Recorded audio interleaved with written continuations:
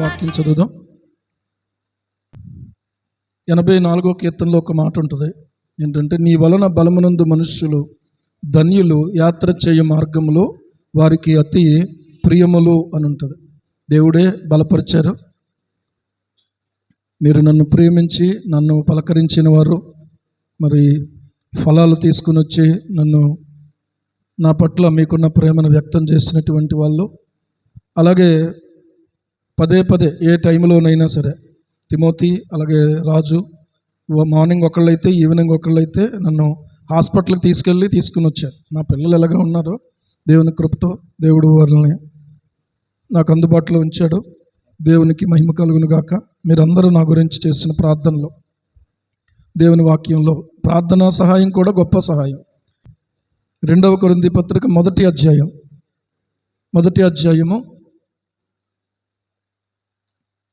9వ వచనం. మరియు మృతులను లేపు దేవుని యందే గాని మా యందే మేము నమ్మిక ఉంచకుండునట్లు మరణమగుదుమను నిశ్చయము మా మట్టుకు మాకు కలిగి ఉండెను. ఆయనట్టి గొప్ప మరణము నుండి మమ్మను తప్పించెను, ఇక ముందుకును తప్పించును.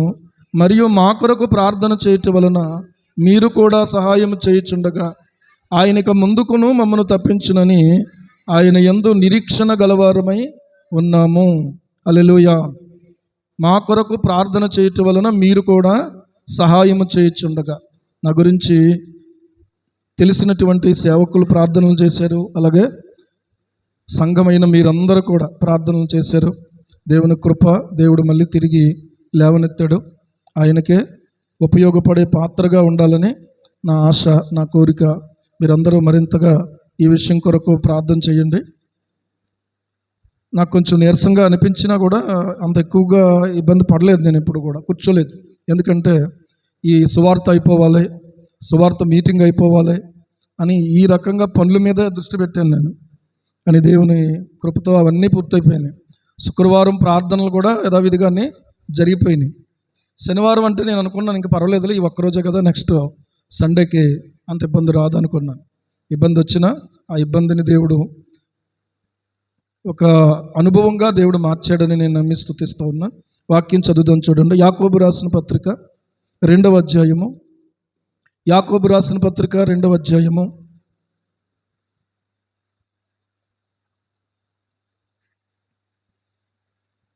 24, 25 వచనాలను మనం చదువుకుందాం.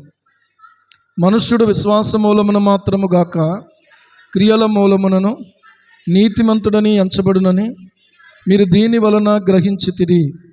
అటువలనే రాహాబను వేశ్య కూడా దూతలను చేర్చుకొని వేరొక మార్గమున వారిని వెలుపలికి పంపివేసినప్పుడు క్రియల మూలంగా నీతిమంతురాలని ఎంచబడును గదా.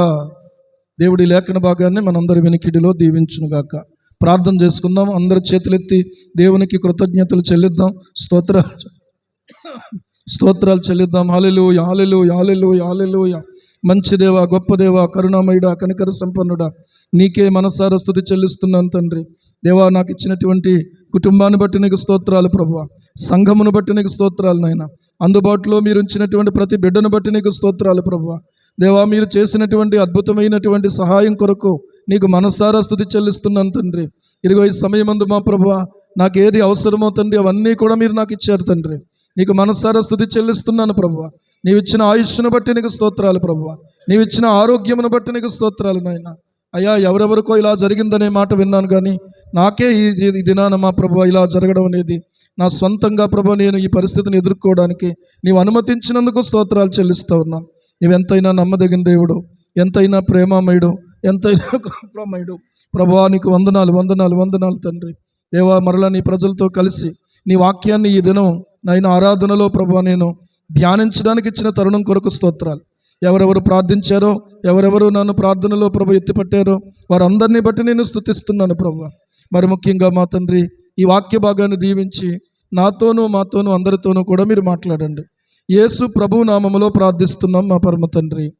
ఆమేన్, ఆమేన్, ఆమేన్, ఆమేన్. ఈ యాకోబు రాసినటువంటి పత్రిక క్రియలతో కూడినటువంటి విశ్వాసాన్ని గురించి యాకోబు భక్తుడు రాశాడు. క్రియల గురించి, విశ్వాసము అనేటువంటిది క్రియలు లేకపోతే అది మృతమైన విశ్వాసంగా ఉంటుందట. ఎలా ఉంటుంది? మృతమైన విశ్వాసంగా ఉంటుందన్నమాట. కనుక మన యొక్క విశ్వాసం మృతమైనదిగా ఉండకూడదు. విశ్వాసం ఎప్పుడు కూడా ఎలాంటిదంటే అది సజీవమైనటువంటిది. హల్లెలూయా. క్రీస్తు యేసునందు మనం ఉంచినటువంటి విశ్వాసము సజీవమైనది. ఎందుకంటే యేసు ప్రభు చచ్చిపోయినాడు కాదు. యేసు ప్రభు ఎవరో మన పాపముల నిమిత్తము ఆయన మృతి పొందాడు, సమాధి చేయబడ్డాడు, మూడవ నాడు తిరిగి లేపబడినటువంటి వాడు. అయితే అలాంటి ప్రభువునందు విశ్వాసం ఉంచినటువంటి మనం ప్రియులారా, ఆ విశ్వాసమును బట్టి మనలో ఏముండాలంటే క్రియలు ఉండాలి. విశ్వాసమును బట్టి క్రియలకు మనం కలిగి వారిగా ఉండాలి. క్రియలు లేకపోతే గనక దయ్యాల విశ్వాసం లాంటిదట మన విశ్వాసం. ఇదే అధ్యాయంలో 18వ వచనంలో 19వ వచనంలో చెప్తాడు. ఏమంటాడంటే, దేవుడు ఒక్కడే అని నీవు నమ్ముచున్నావు, అలాగు నమ్ముట మంచిదే. దయ్యములను నమ్మి ఏం చేస్తున్నాయి? వణుకుతున్నాయి. దయ్యాలు నమ్మి వణుకుతున్నాయి, కానీ ఎక్కడా కూడా దేవునికి విరోధంగా పనిచేయటం మాత్రం అవి మానలేదు. దేవునికి విరోధంగా మాట్లాడడం మాత్రం మానలేదు. దేవునికి విరోధంగా ఆటంకాలు కలిగించడం, సువార్తను అడ్డుకోవడం మాత్రం మానలేదు. దయ్యాలు వణుకుతున్నాయి అంతే, కానీ అవి ఏం చేయట్లేదో తెలుసా? దేవుని చిత్తానికి అవి లోబడవు. ఈ రోజున కూడా కొంతమంది జీవితాల్లో భయం అనేది కనబడుతుంది, కానీ విశ్వాసం అనేది కనిపించట్లేదు. విశ్వాసం అనేది మనలో ఉంటే ప్రియులారా, మన జీవితాలు ఎలాగ ఉండాలంటే ఒక క్రమమైనటువంటివిగా ఉండాలి, క్రమమైనటువంటి జీవితాలుగా ఉండాలి, క్రమమైన మాటలుగా ఉండాలి, క్రమమైన కుటుంబాలుగా ఉండాలి, క్రమమైన వ్యాపారం కలిగి ఉండాలి, క్రమమైన జీవితం ఉండాలి. వ్యాపారం అంటే ఏదో ఒక వ్యాపారం అని చెప్పి దేవుడు దీవించాలని చెప్పి మందు వ్యాపారం చేయకూడదు. అర్థమవుతుందా? మందు అనేది అమ్మకూడదు, మందు తాకూడదు, రెండూ తప్పే. తయారు చేయకూడదు, తయారు చేసినా కూడా తప్పే. ఏమండి? అందులో ఒకవేళ ఏ రకమైన పోస్ట్లో మీరున్నా కూడా తప్పే. అర్థమవుతుందా? ఇంకే పోస్టు లేదా అదే పోస్టా? కాబట్టి అటువంటి వాటికి మాత్రం మనం ఎట్టి పరిస్థితుల్లో కూడా అవకాశాన్ని ఇవ్వకూడదు, ఆశించకూడదు. చావనైనా చస్తాను, కానీ నేను మాత్రం ఎట్టి పరిస్థితుల్లో కూడా ఇది చెయ్యను, ఇందులో నేను చెయ్యబెయ్యను అనే తీర్మానం మనలో ఉండాలి. ఎందుకంటే దేవుడు నిన్ను పోషించలేని చేతకానుడు కాదు. దేవుడు నీకు ఆహారం పెట్టలేనంత ఆయన బలహీనుడేమీ కాదు. ఆయన వాక్యాన్ని ప్రియులారా మనం నమ్మాలి, ఆయన మీద మనం ఆధారపడేవారిగా ఉండాలి. దేహమును గురించి మనము ప్రియులారా ఆలోచన చేస్తే, ఈ దేహాన్ని తల్లి గర్భములో మనకిచ్చింది దేవుడే. దేవునికి స్తోత్రం. మరి పుట్టించినటువంటి వాడు పోషించడం కూడా ఆయనదే కదా బాధ్యత. నారు పోసినవాడు ఏం చేయాలి? నీరు పోస్తాడు. నారు పోసినవాడు నీరు పోస్తాడు. ఇది మనం గుర్తుంచుకోవాల్సిన విషయం. కాబట్టి ఏది పడితే అది చేయకూడదు, ఏది పడితే అది చేయకూడదు. కష్టంలో ఉన్నాను కదా, ఇబ్బందిలో ఉన్నాను కదా అని చెప్పి ఎవరినో చంపితే డబ్బులు వస్తాయి అని చెప్పి ఇలాంటి వాటికి మాత్రం ఎట్టి పరిస్థితుల్లో లోబడకూడదు. ఎందుకంటే నరహత్య చేయకూడదు ఎట్టి పరిస్థితుల్లో కూడా.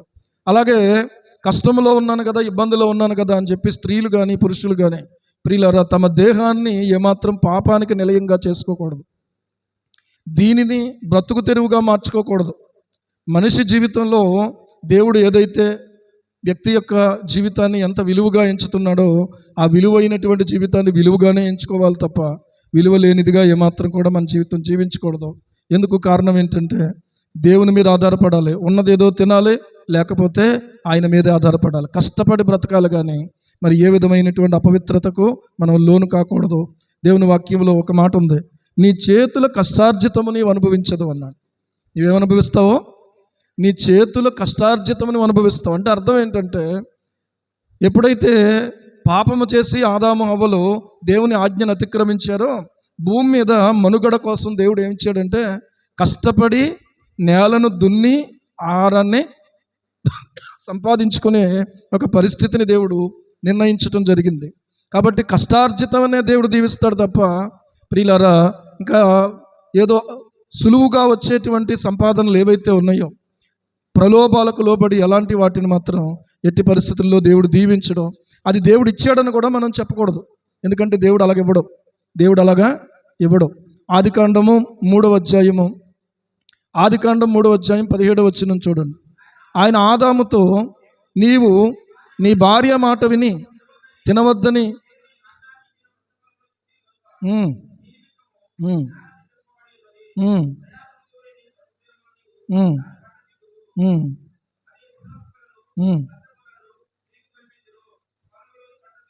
ఓకే.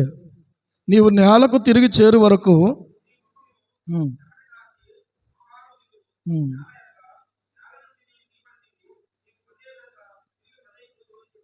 చూసారా ఇక్కడ ఉన్న మాటను? నేలను తిరిగి చేరు వరకు నీ ముఖపు చెమట కార్చి నీవు ఆహారము తిందువు. ఈ రోజున ఎవరెవరితోనో పోల్చుకోకండి. మనుషులు ఎవరితోనో పోల్చుకోవడం ద్వారా కూడా ఏమవుతుందో తెలుసా, తప్పుదారుల్లోకి వెళ్ళే అవకాశం ఉంది. ఈ రోజున మనం మన కడుపుకి ఆహారం దేవుడు పెడితే తిందాము, లేకపోతే మాత్రం అపవిత్రమైన వాటిని అమ్మడం కానీ, మనల్ని మనం అపవిత్రపరచుకోవడం కానీ, ఇటువంటి వాటిల్లో మనం ఏమాత్రం కూడా ఉండకుండా మనం ప్రభు మీదే ఆధారపడేవారిగా ఉండాలి. ఇది దేవుడు మనకిస్తున్నటువంటి హెచ్చరిక. ప్రియులారా గమనించండి, క్రీస్తునందు విశ్వాసం ఉంచినటువంటి వారు మరి ముఖ్యంగా ఏం చేయాలి తెలుసా? కష్టపడి ఆహారాన్ని సంపాదించుకోవాలి. తెస్సలోనికైలకు రాసినటువంటి రెండవ పత్రిక, ఈ యాకోబు రాసిన పత్రిక నుంచి వెనక్కి రండి. 2వ పత్రిక 3వ అధ్యాయము 10వ వచనం చూడండి. మరియు మేము మీ యొద్ద ఉన్నప్పుడు ఎవడైనాను పని చేయనొల్లని ఎడల వాడు భోజనము చేయకూడదని మీకు ఆజ్ఞాపించితిమి కదా. ఎవడైనా పని చేయడానికి ఇష్టపడకపోతే వాడు ఏం చేయకూడదంట? భోజనం చేయకూడదు. అది కొత్త నిబంధనలో కూడా ఉన్నటువంటి విషయం. కాబట్టి ఇప్పుడు పరీక్షలో కొంతమంది ఎగ్జామ్స్ అయిపోయినాయి అనుకుంటున్నాను. అయిపోయినాయి, ఇంటర్ ఎగ్జామ్స్ అయిపోయినాయా? ఇప్పుడు 10th. ఇప్పటి వరకు కష్టపడి చదువుకున్నారు పిల్లలు. రేపటి నుంచి ఎగ్జామ్స్ వాళ్ళు రాయాలి. ప్రియులారా, కష్టపడి చదువుకొని ఎగ్జామ్స్ రాసి మంచి ఫలితాలను పొందుకున్నటువంటి వాళ్ళకి ఒక గుర్తింపు ఉంటుంది. చూస్ కంపెనీ రాసిన వాడికి గుర్తింపు ఏమైనా ఉంటుందా? ఆడే చెప్పేస్తా డైరెక్ట్గా, నాకు ఆడు చూపించకపోతే నేను అసలు రాయలేనండి అంటాడు. అర్థమైందా? అంటే కాపీ రాసినోడు ఎగ్జామ్ రాశాడు, కష్టపడి చదివి దానికి ఆ క్వశ్చన్ చూడగానే దానికి ఆన్సర్ని ఆలోచించుకుని రాసినోడు కూడా రాశాడు. ఈ ఇద్దరిలో ఎవరికి ఎక్కువ గుర్తింపు ఉంటుంది? ఎవరికి ఎక్కువ గుర్తింపు ఉంటుందో చెప్పండి. కష్టపడి రాసినటువంటి వాడికి తృప్తి ఉంటుంది, తర్వాత ఏమో గుర్తింపు ఉంటుంది. కనుక ఈరోజు మన జీవితాలు కూడా అంతే. మనం కష్టపడ్డామనుకోండి, ఆ కష్టాన్ని దేవుడు దీవిస్తాడు. దేవునికి స్తోత్రం. మనకు ఒకవేళ ఇంకా మీకు బాగా అర్థం అవడానికి చెప్పాలంటే, అప్పనంగా వచ్చింది అనుకోండి, మీకు ఎవరి దగ్గర దోచుకోవడమో లేకపోతే నేను అపవిత్రపరచుకోవడము ఇలాంటి వాటి ద్వారా వచ్చిందైతే మాత్రం ఖచ్చితంగా దాన్ని దేవుడు ఏమాత్రం కూడా అంగీకరించడం, దీవించడం. ఈరోజు కష్టపడినటువంటి దాని మీదనే దేవుని ఆశీర్వాదం ఉంటుంది. ఇది గుర్తుపెట్టుకోవాల్సిన విషయం. కనుక క్రీస్తునందు విశ్వాసం ఉంచినటువంటి మనం ప్రియులారా మంచి క్రియలు కలిగినటువంటి వారిగా ఉండాలి, మంచి సమర్పణ కలిగినటువంటి వారిగా ఉండాలి. అక్కడ రాయబడుతూ ఉంది 21వ వచనంలో, మన పితరుడైన అబ్రహాము. ఇక్కడ మనం చూస్తే అబ్రహాము యొక్క విశ్వాసము, రాహాబు యొక్క విశ్వాసం, ఈ రెండు విశ్వాసాల గురించి మనం ఈరోజు కొన్ని మాటలు ఆలోచన చేద్దాం. అబ్రహాము ఒక పద్ధతి అయినటువంటి కుటుంబం. అబ్రహాము యొక్క కుటుంబం ఒక పద్ధతి అయినటువంటి కుటుంబం. కానీ రాహాబు యొక్క జీవితం, కుటుంబం అలాంటిది కాదు. రాహాబు యొక్క జీవితంలో ఆమె కుటుంబం లేదు. అంటే భర్త కానీ ఇలాగా కుటుంబం అంటే చెప్పడానికి భార్య భర్తే కుటుంబం అసలు చెప్పాలంటే. అర్థమైందా? చిల్డ్రన్ వేరేగా చూస్తారు, అంతేగాని కుటుంబము అంటే భార్య భర్తే మొదట, ఫ్యామిలీ అంటారు. అర్థమవుతుందా? ఈరోజు మనం ఆలోచన చేస్తే భార్యాభర్తలు ఇద్దరే మొదట, తర్వాత దేవుడు దీవించి పిల్లలు ఎప్పుడు తల్లిదండ్రులుగా దేవుడు వాళ్ళని హెచ్చించినటువంటి స్థితి. కనుక ఈరోజు మనం ఆలోచన చేస్తే అలాంటి కుటుంబ జీవితం రాహాబుకు లేదు. కానీ అబ్రాముకు కుటుంబ జీవితం ఉంది. అబ్రాము భార్య పేరేంటి? మొదట ఏంటి? అబ్రాము. ఆమె పేరేమో శారయి. దేవుడు దర్శించి, దేవుడు విశ్వాసమును బట్టి వాళ్ళకి దేవుడు పేర్లు ఇచ్చాడు. మొదట పేర్లు ఇచ్చాడు, తర్వాత ఏమో వారికి ఫలవంతమైన జీవితం ఇచ్చాడు. ఆయన యందు విశ్వాసం ఉంచిన వారికి దేవుడు ఫలవంతమైన జీవితాన్ని ఇస్తాడు. అబ్రహాము, తర్వాత శారా. అర్థమవుతుందా? అబ్రహాము, శారా. దేవుడు దీవించి ఆశీర్వదించి ఒక కుమారుణ్ణి ఇచ్చి ఆమెకేమో గొడ్రాలనే పేరు తీసేశాడు. దేవుడు తీసేశాడు. ఆ కుమారుడు పెరుగుతున్నాడు, పెద్దవాడు అయ్యాడు, కాస్త అన్ని అవగాహన చేసుకునే వయసుకు వచ్చాడు. ఎవరో? ఇస్సాకు. వచ్చినటువంటి సమయంలో దేవుడు ఏమన్నాడంటే, నీకు ఒక్కడై ఉన్నటువంటి నీ కుమారుని నీవు ప్రేమించి ఇస్సాకుని నీవు తీసుకుని పోయి మోరియా పర్వతాలలో ఒక దాని మీద నాకు దహన బలిగా అర్పించేయమన్నాడు. దహన బలిగా అర్పించేయమన్నప్పుడు ప్రియులారా, అతడు దేవుని మాటకు విధేయత చూపినటువంటి వాడై ఏం చేశాడో తెలుసా? దేవుని యందు విశ్వాసం ఉంచిన వాడై అతనిని దేవునికి ఇచ్చేశాడు. అతను దేవునికి ఇచ్చేసాడు. ఇది చాలా కష్టమైన పనే, కానీ అబ్రహాము విశ్వాసంతో చేసేసాడు. చెప్పాలంటే విశ్వాసంతో ఆదికాండం 22వ అధ్యాయం మనం చదివితే, ఆదికాండం 22వ అధ్యాయంలో అబ్రహాము యొక్క విశ్వాసమును బట్టి అబ్రహాము కలిగి ఉన్నటువంటి సమర్పణ క్రియ లేకపోతే ఆరాధన క్రియ అనేది మనకు కనబడతా ఉంది. 22వ అధ్యాయము, ఆదికాండం 22వ అధ్యాయము 1వ వచనం. ఆ సంగతులు జరిగిన తర్వాత దేవుడు అబ్రహామును పరిశోధించెను. ఎట్లనగా ఆయన అబ్రహామా అని పిలువగా అతడు చిత్తం ప్రభువా అనెను. ఏమండి, చిత్తం ప్రభువా అని అనడం సులువవచ్చేమో ఒకవేళ, కానీ చిత్తం అన్న తర్వాత ఆయన చిత్తానికి లోబడడం మాత్రం అబ్రహాం చేసినటువంటి గొప్ప పని. ఆరాధన అంటే ఏంటంటే దేవుని చిత్తం ఏదైతే ఉందో ఆ చిత్తాన్ని జరిగించడమే ఆరాధన అంటే. దేవునికి స్తోత్రం. అర్థమవుతుందా? దేవుడు తన చిత్తాన్ని అబ్రహాముకు బయలుపరిచాడు. ఏమనంటే, నీకు ఒక్కడయ్యున్న నీ కుమారుణ్ణి నీవు ప్రేమించే ఇస్సాకును తీసుకెళ్ళిపోయి నీవు దహన బలిగా నీ కుమారుణ్ణి అర్పించేయమన్నాడు. అర్పించేయమంటే దేవుని మాటకు విధేయత చూపించి తెల్లవారినప్పుడు గాడిదకు గంత కట్టి పనివారిని తీసుకొని తన కుమారుని తీసుకొని కట్టెలు తీసుకొని ఏం చేశాడు తెలుసా? బయలుదేరిపోయాడు. బయలుదేరిపోయి తన కుమారుణ్ణి ఆ మోరియా పర్వతం దగ్గరికి వచ్చిన తర్వాత పనివారికి చెప్తున్నాడు, మీరు ఇక్కడనే కనిపెట్టుకొని ఉండండి, మేము దేవునికి మ్రొక్కి మరలా మీ యొద్దకు తిరిగి వత్తుము అని అంటున్నాడు. కానీ అబ్రహాముకు దేవుడు చెప్పినటువంటి మాట కనుక చెప్తే ఇస్సాకు కూడా వెళ్ళుండేవాడా అనేది నా ప్రశ్న. వెళ్ళుండేవాడా? ఎక్కడికి వెళ్తున్నావు నాన్న మనం అంటే బలర్పించడానికి. అడిగాడు కదా, ఏమన్నాడు? అయ్యా నాయన, కట్టెలు ఉన్నాయి, కత్తి ఉంది, నిప్పు ఉంది, మరి గొర్రెపిల్ల ఏది అని అడిగాడు. గొర్రెపిల్ల ఏది అని అడిగితే దేవుడే చూసుకుంటాడు అన్నాడు. అబ్రహాము యొక్క విశ్వాసం చూడండి. ఏమండి, దేవుడే చూసుకుంటాడు అన్నాడు.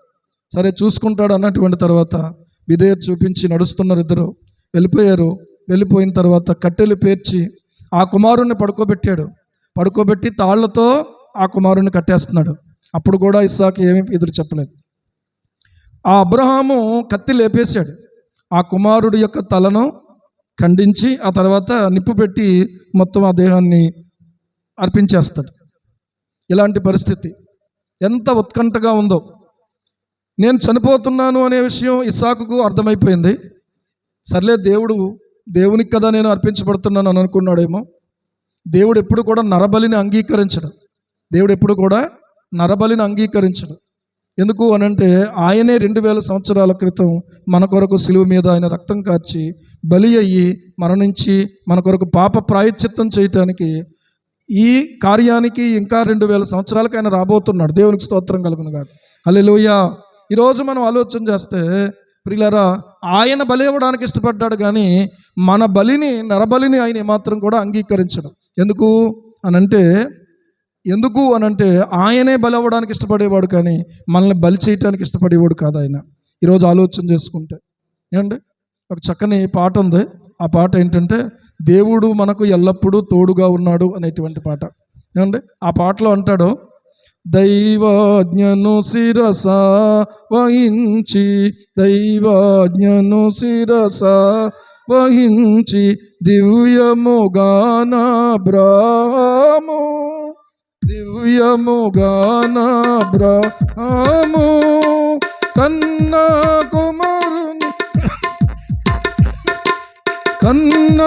కుమారుని ఖండించుటకు ఖడ్గమునెత్తి నాయకుడు తోడుగా నున్నాడు.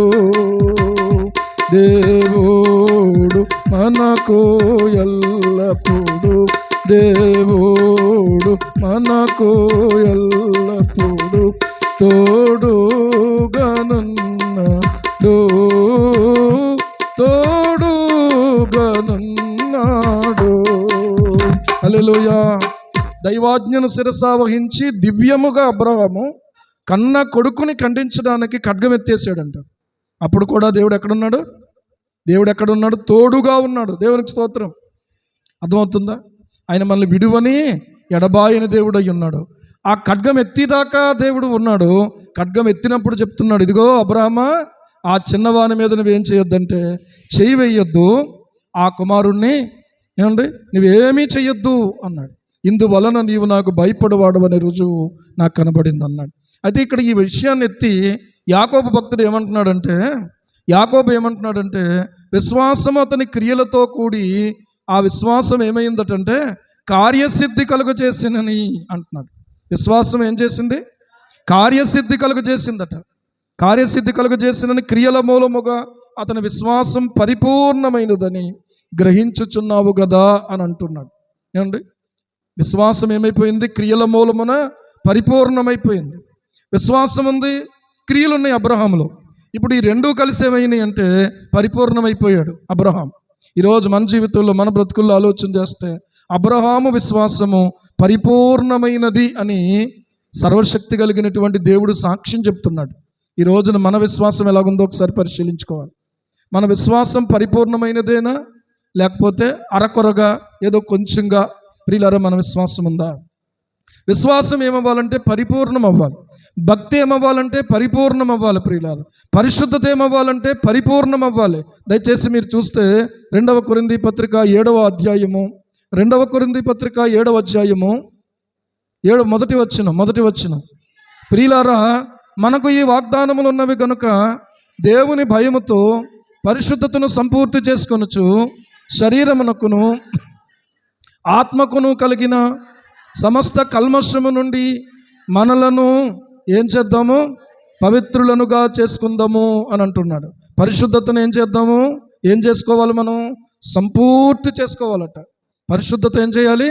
సంపూర్తి చేసుకోవాలి. ఇక్కడ విశ్వాసము పరిపూర్ణం చేయబడింది. ఈ రోజున మన విశ్వాసం ఎలాగుందో మనం పరీక్షించుకోవాలి. దేవుడు నీ విశ్వాసాన్ని గురించి ఏమని సాక్ష్యం చెప్పగలుగుతాడు?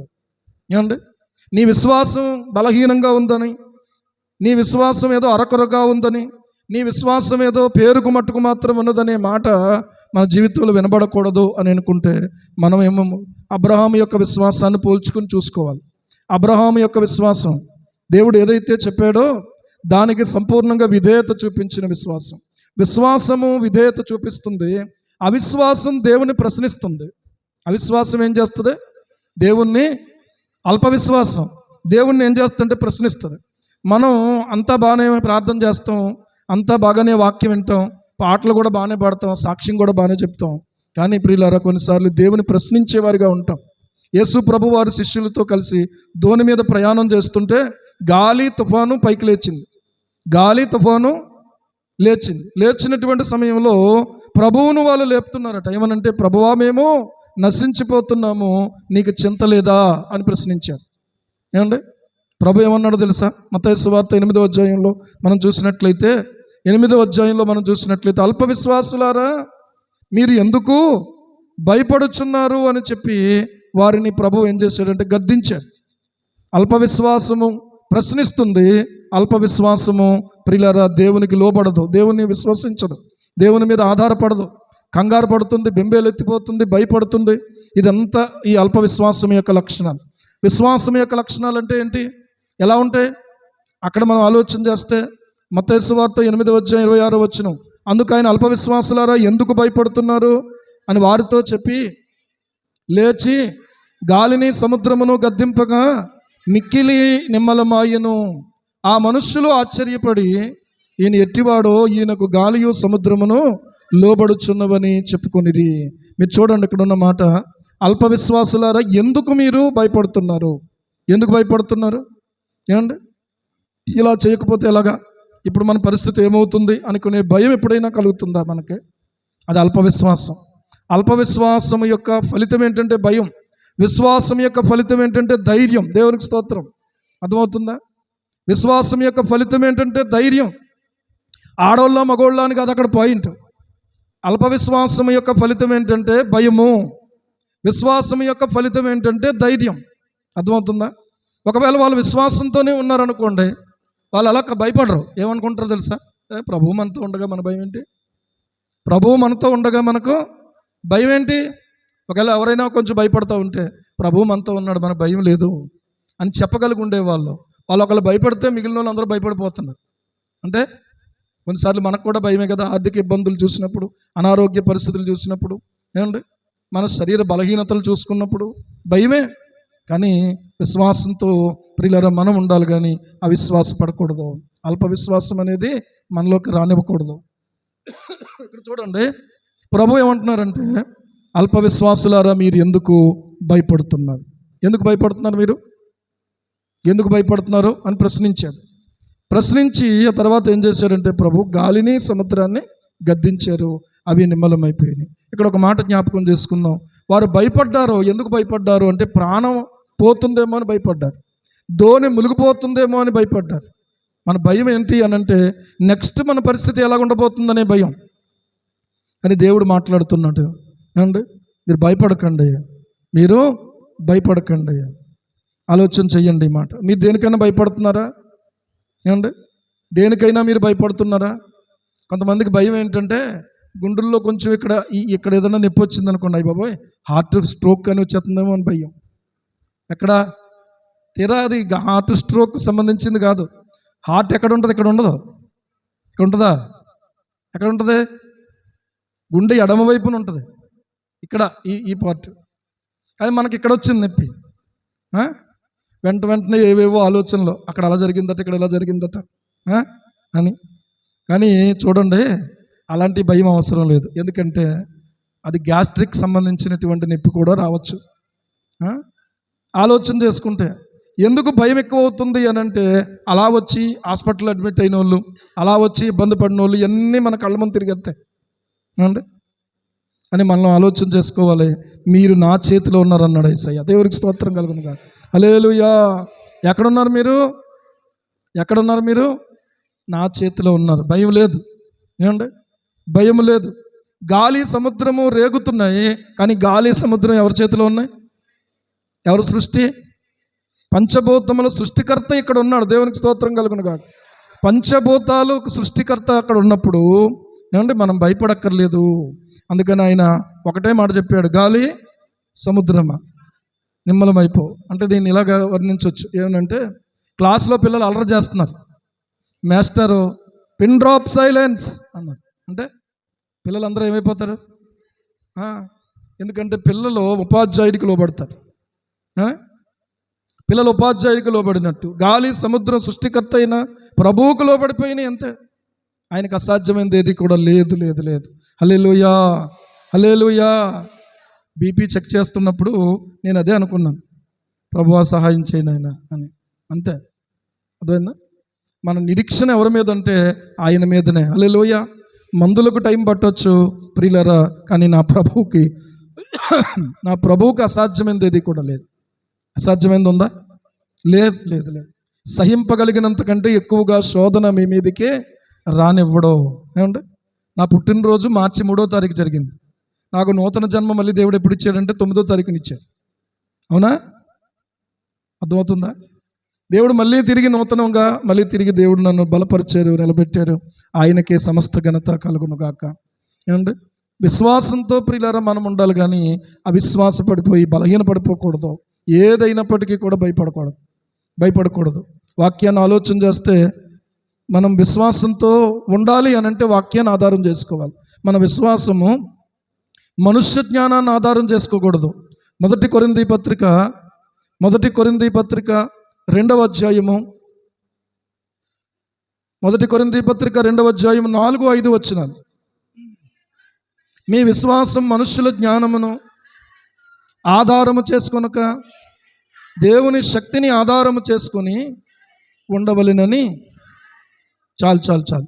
మన విశ్వాసము దేన్ని ఆధారం చేసుకుని ఉండాలి? మనుష్యుల జ్ఞానాన్ని ఆధారం చేసుకోకూడదట. దేన్ని ఆధారం చేసుకుని ఉండాలి? దేవుని శక్తిని ఆధారము చేసుకొని ఉండాలి.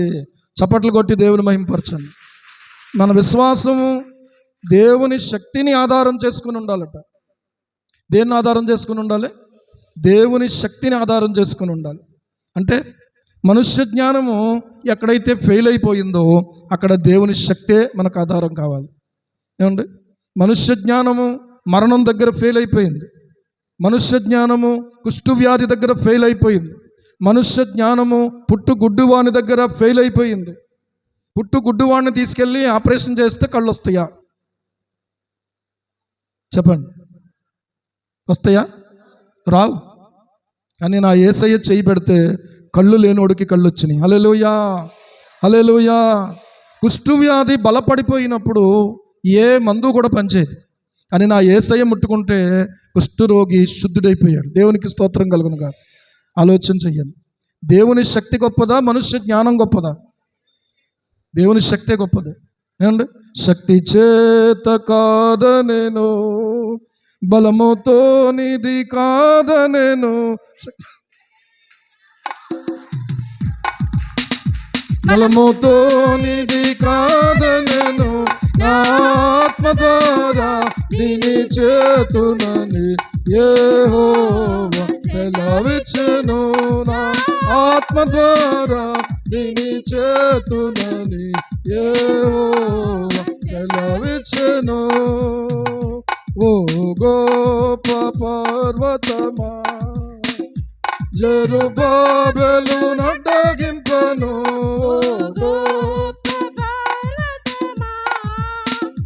జెరుబాబెలు నడ్డగింపను, ఎంత మాత్రపు దానవు నీవనెను, చదును భూమిగా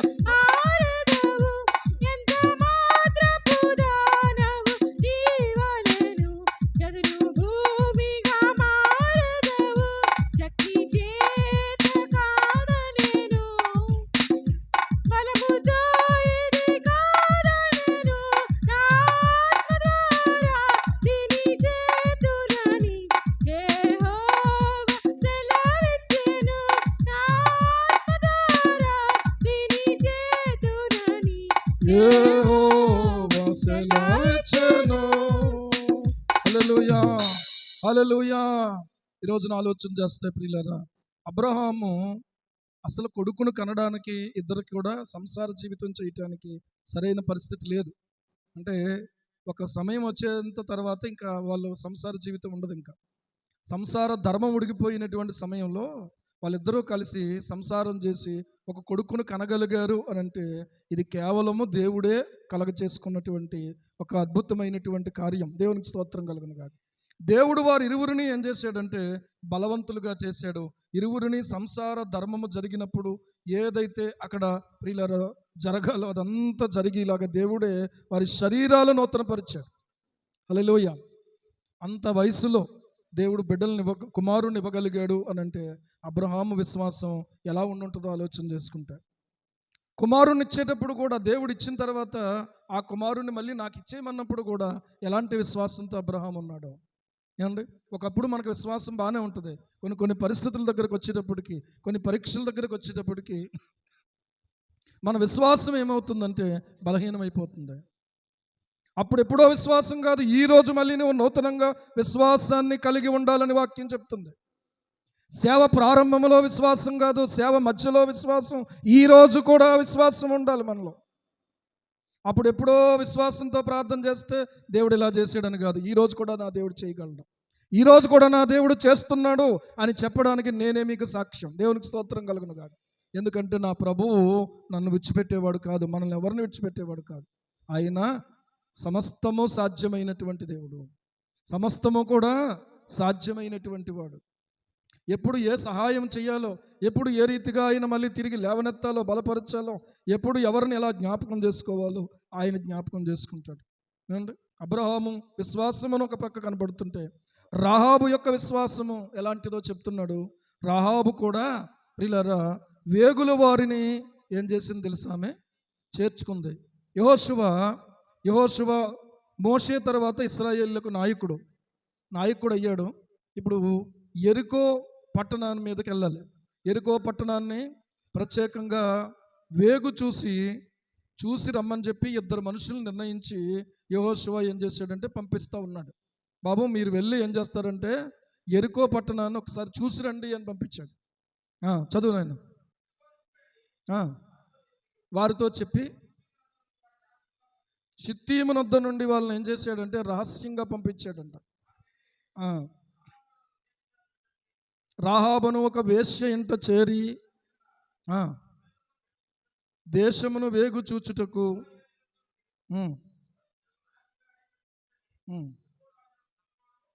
సరే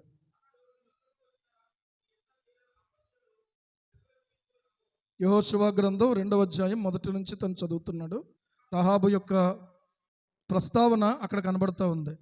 ఇక్కడ మీరు గమనించినట్లయితే ఈ రాహాబు ఎవరు అనంటే ఒక వేశ్య. ఎవరో ఒక వేశ్య. వేశ్యకైనా పరలోకం ఉంటుంది, కానీ మారు మనసు పొందితే వేషధారికి పరలోకం ఉండదట. అంటే అన్నీ ఎరిగి ఉండి వేషధారణగా బ్రతికినటువంటి వారికి పరలోకం ఉండదు ప్రియులారా. కనుక ఈ వేశ్య అనగానే కొంచెం ఇబ్బందికరమైనటువంటి పదం, అది చాలా బాధాకరమైనటువంటి పదం.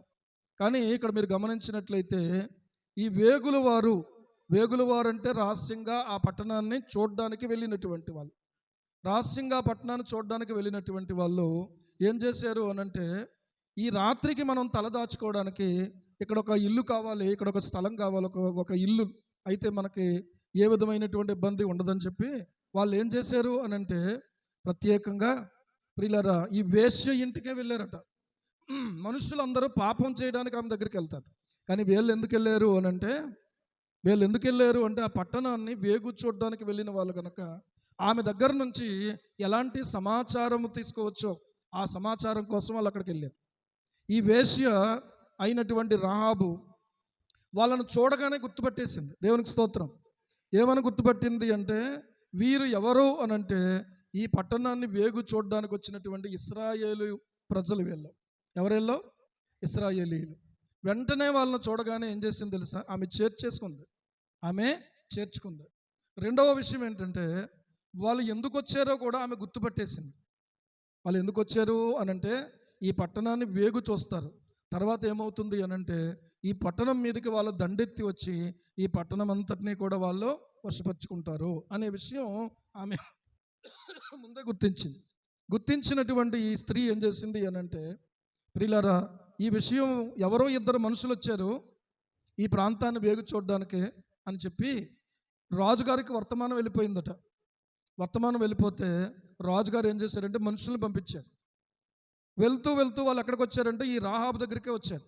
ఈ రాహాబు దగ్గరికి వచ్చింది నిజమే, కానీ ఆమె అబద్ధం చెప్పింది. ఏమైనా అబద్ధం చెప్పిందంటే, అయ్యా వారు ఎక్కడ నుండి వచ్చారో నేను ఎరగను, వచ్చింది మాత్రం వచ్చారు ఇద్దరు, ఎక్కడి నుంచి వచ్చారో నేను మాత్రము ఎరగను. కానీ చీకటి పడుతుండగా గవిని వేయబడేటువంటి సమయానికి ఆ మనుషులు వెళ్ళిపోయారు. చూసారా? ఆ మనుషులు వెళ్ళిపోయారు. బహుశా మీరు గనక ఒకవేళ ఇప్పుడు పరిగెత్తుకుని కనుక మీరు వెళ్తే తప్పకుండా వాళ్ళని కలుసుకుంటారని చెప్పింది. ఎవరీమే చెప్పండి? ఎవరమ్మా ఈమె? వేశ్య. కానీ ఆమె ఏం చేసింది అనంటే ఆ వేగులు వారిని గుర్తుపట్టి వారిని చేర్చుకుంది. ఆ తర్వాత ఆమె ఏం చేసిందంటే వారిని జమ్ములో దాచిపెట్టిందట, మిద్దె మీద. ఆ తర్వాత వాళ్ళని పంపించేసిన తర్వాత ఎవరైతే వాళ్ళని బంధించడానికి వచ్చారో ఆ మనుషులను పంపించేసిన తర్వాత వాళ్ళ దగ్గరకు వెళ్ళి చెప్తుంది ఏమనంటే, అయ్యా మీరు ఎవరో నాకు తెలుసు అంటుంది. దేవునికి స్తోత్రం. మీరెవరో? జీవము కలిగినటువంటి దేవుని కలిగిన ప్రజలు, నాకు తెలుసు మీ గురించి అంటుంది. అంటే ఒక వేశ్యకు అలాంటి జ్ఞానం ఉంటుందని ఎవరైనా అనుకుంటారా? అలాంటి ఆలోచన ఉంటుందని ఎవరైనా అనుకుంటారా? అనుకోరు. వేశ్య అంటే సమాజంలో ప్రియులారా ఒక వెలివేయబడినటువంటి స్త్రీ. కానీ అలాంటి ఆమెను ప్రభు ఎలా దర్శిస్తున్నాడో, ఆమె ఎలా ప్రభు యొక్క ప్రేమను పొందగలిగిందో ఈరోజు మనం ఆలోచన చేస్తే ఆమె ఏం చెప్తుందో తెలుసా? మీరెవరో నాకు తెలుసు, మీరు జీవము కలిగినటువంటి దేవుని ప్రజలు. ఏమంటే ఆమె కలిగినటువంటి ప్రత్యక్షత మనం ఆశ్చర్యపోతాం అన్నమాట. ఆమె ఏమంటుందంటే, యెహోవా ఈ దేశమును మీకు ఇస్తున్నాడని, మీ వలన మాకు భయం పుట్టునని, మీ భయము వలన ఈ దేశ నివాసులందరికీ ధైర్యం చెడునని నేను ఎరుగుదును. మీకు ఈ దేశాన్ని దేవుడు ఇస్తున్నాడని నేను ఎరుగుదును. మీ వలన మాకు భయం పుడుతుంది, మీ భయం వలన దేశ నివాసులందరికీ కూడా ధైర్యం చెడిపోతుంది అని కూడా నేను ఎరుగుదును. ఎందుకంటే మీ దేవుడు ఎలాంటి కార్యం చేశాడు? ఐగుప్తు దేశంలో నుండి మీరు వచ్చేటప్పుడు ఎర్ర సముద్రపు నీరును ఆయన ఆరిపోజేశాడు. దేవునికి స్తోత్రం కలుగును గాక. ఏమండి? ఈ కార్యాలను విన్నప్పుడు ఆమె ఏం చేసిందంటే ఆమె విశ్వాసంతో ఎదురు చూస్తుంది. తప్పకుండా నేను ఆ ప్రజలను కలుసుకోవాలి, తప్పకుండా నేనేం చేయాలంటే నేను ఆ దేవుణ్ణి నేను విశ్వసించాలి, తప్పకుండా నేనేం చేయాలి అనంటే ఈ యెరికో పట్టణం మీదకి వచ్చేటువంటి నాశనం నుంచి నేను తప్పించుకోవాలి అని ఆలోచన చేస్తూ ఉంది, ఎదురు చూస్తుందన్నమాట. ఈరోజు ఆలోచన చేస్తే ఎదురు చూస్తున్నటువంటి నిరీక్షణ కలిగినటువంటిదిగా రాహాబు కనబడతా ఉంది. ఏమండి? ఈమె ఏం చేసింది అనంటే వాళ్ళకు ప్రియులారా చెప్తా ఉంది, అయ్యా మీ ప్రాణాన్ని నేను కాపాడాను కాబట్టి, మీ ప్రాణానికి అపాయము రాకుండా నేను కాపాడాను కాబట్టి, ఈ దేశాన్ని దేవుడు మీకు ఇచ్చినప్పుడు నన్ను, నా కుటుంబాన్ని, అంటే నా అన్నదమ్ములు, నా అక్క చెల్లెళ్ళు, నా తల్లిదండ్రులు వీళ్ళు ఉన్నారో, దయచేసి మీరు మాకు ఉపకారం చెయ్యాలి అని అడిగింది. ఆమె ఎంత జ్ఞానం కలిగినటువంటి స్త్రీ, ఆలోచన చెయ్యండి. సాధారణంగా డబ్బుల గురించి ఆశపడే స్త్రీ ఆమె, కానీ ఆమె దేని గురించి ఆశపడుతుంది? ఇప్పుడు రక్షణ గురించి ఆశపడుతుంది. దేవునికి స్తోత్రం కలుగును గాక. హల్లెలూయా. దేని గురించి ఆశపడుతుంది? రక్షణ గురించి ఆశపడుతుంది. అయ్యా నన్ను, నా ఇంటి వారిని, నా అన్నదమ్ముల్ని, తర్వాత నా తండ్రి ఇంటి వారిని, నా తండ్రి, నా తల్లి, నా అన్నదమ్ములు, నా అక్క చెల్లెండ్రు, వారు కలిగి ఉన్న వారందరూ చావకుండా బ్రతుకనిచ్చి రక్షించినట్లుగా చేసి యెహోవా తోడని నాకు ప్రమాణం మీరు చెయ్యండి అని అడుగుతాం. నేను మీకు ఉపకారం చేశాను కదా, ఉపకారం చేసినప్పుడు నేను మీకు ఉపకారం చేశాను కాబట్టి మీరు నాకు ఒక ఉపకారం చెయ్యండి. అదేమో డబ్బులో, వెండో, బంగారమో, ఇంకోటో కాదు. మీరు నాకు ఏం చెయ్యండి అంటే, నేను చావకుండా బ్రతుకున్నట్లు నన్ను రక్షించండి. దేవునికి స్తోత్రం కలుగును గాక. నా ఇంటి వారిని రక్షించండి. ఏమండి, నాకు ఒక ఆనవాళ్ళను మీరు నాకు ఇవ్వండి అని అడుగుతుంది. మీరు వెళ్ళిపోతారు. వెళ్ళిపోయిన తర్వాత నేనేంటో, నేను ఎక్కడున్నానో వచ్చే వాళ్ళకి తెలియదు కదా, కాబట్టి నాకు ఒక ఆనవాళ్ళని ఇవ్వండి అని అడిగిందాం. ఏమని అడిగిందో ఆలోచన చేస్తే పరిశుద్ధాత్మ దేవునికి ఆ మాటలు నచ్చినాయి కనుక ఆ వేశ్య మాటలు ఈ బైబిల్ గ్రంథంలో రాయించాడు. దేవునికి స్తోత్రం. ఏమండి, ఎవరి మాటలు? ఈ వేశ్య మాటలు. ఈ మాటలు మామూలు మాటలు కాదు, విశ్వాసపు మాటలు. ఈ మాటలు మామూలు మాటలు కాదు, నిరీక్షణతో కూడిన మాటలు. ఈ మాటలు మామూలు మాటలు కాదు, ఇవి ప్రత్యక్షతతో కూడినటువంటి మాటలు. ఈ మాటలు మామూలు మాటలు కాదు ప్రియులారా, మరణము నుండి తప్పించేటువంటి మాటలు. దేవునికి స్తోత్రం కలుగును గాక.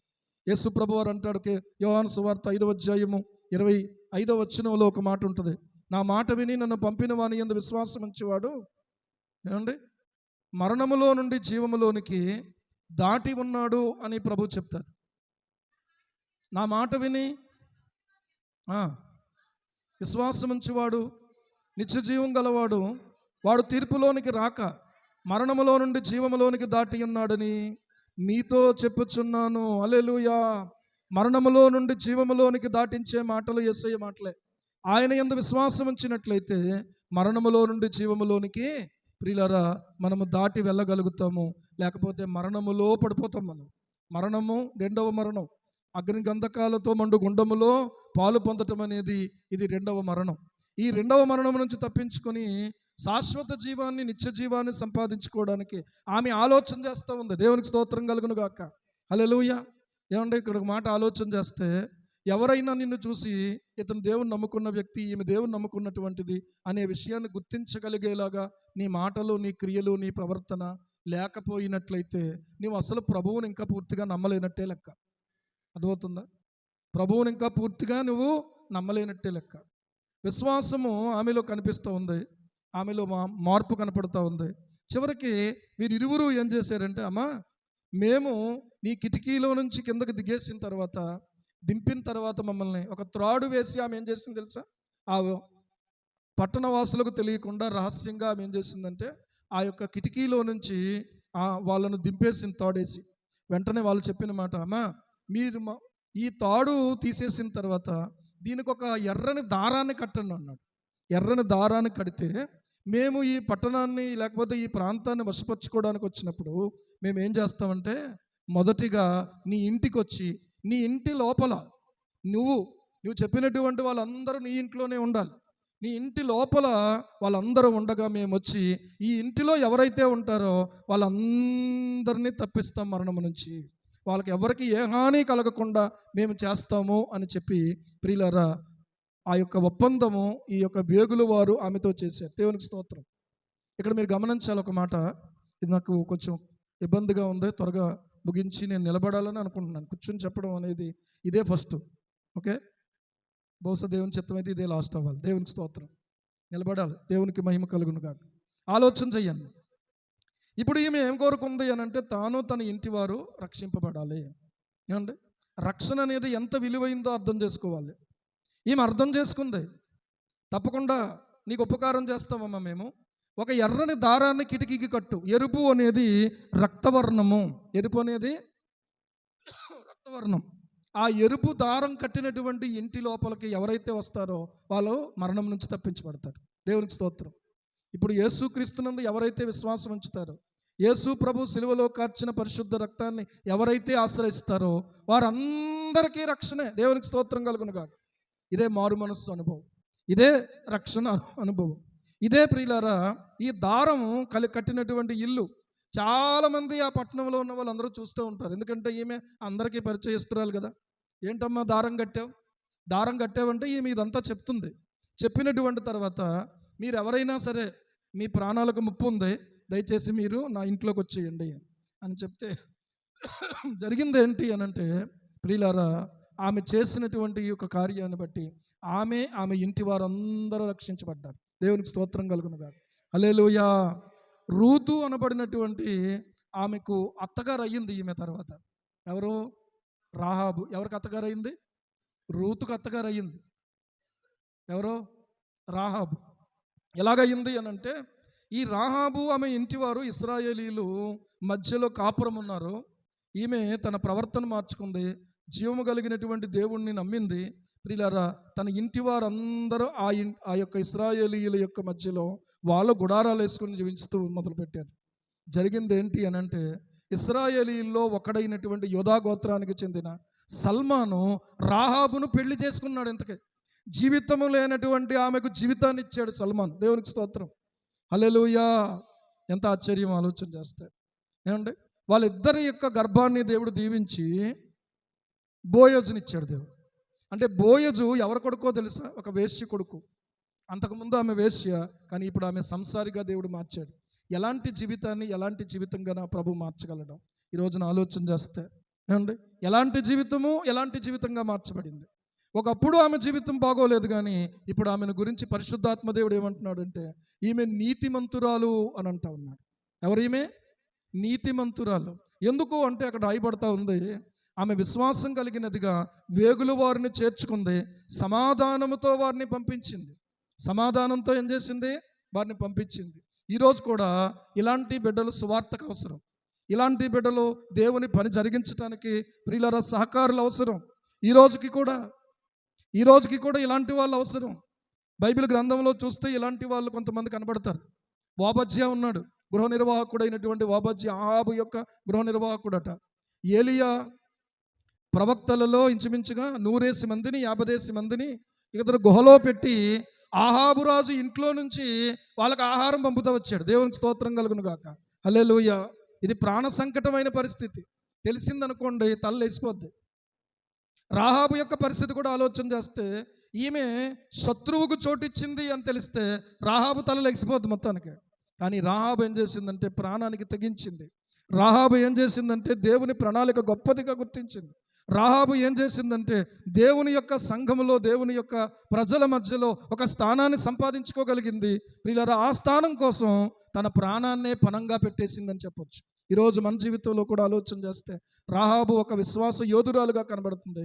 అంతేకాదు ఈ రాహాబు పేరు రక్షకుని యొక్క వంశావళిలోకి వచ్చింది. మత్తయి సువార్త 1వ అధ్యాయము 5వ వచనం చదివితే యేసుక్రీస్తు యొక్క వంశావళిలోనికి ఈ పేరు వచ్చింది. నయస్సోను సల్మానును కనెను, సల్మాను రాహాబునందు బోయజును కనెను, బోయజు రూతునందు ఓబేదును కనెను, ఓబేదు యెష్షయిని కనెను. ఎక్కడికి వచ్చింది ఈ పేరు?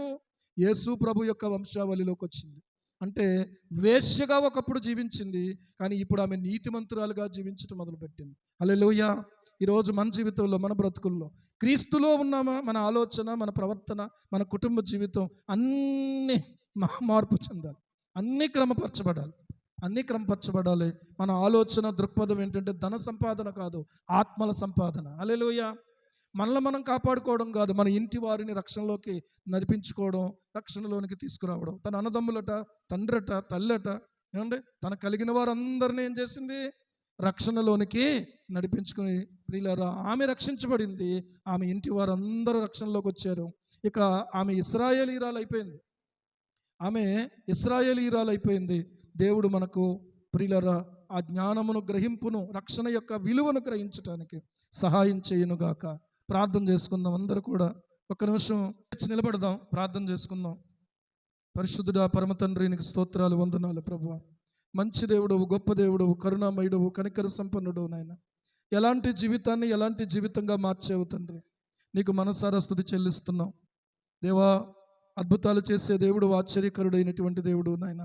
నీ ప్రేమ ఎంతో గొప్పది నాయన. నీ కనికరం ఎంతో గొప్పది ప్రభువా. నీకేమిచ్చి రుణం తీర్చలేము నాయన.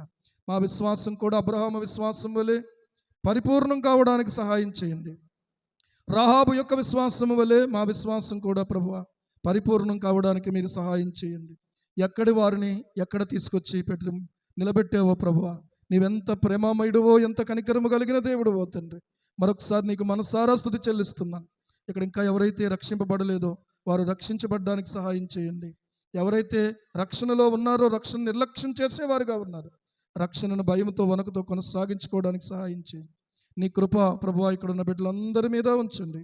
యేసు ప్రభువు నామములో ప్రార్థించి స్తుతించి వేడుకుంటున్నాం మా పరమ తండ్రి. ఆమేన్, ఆమేన్.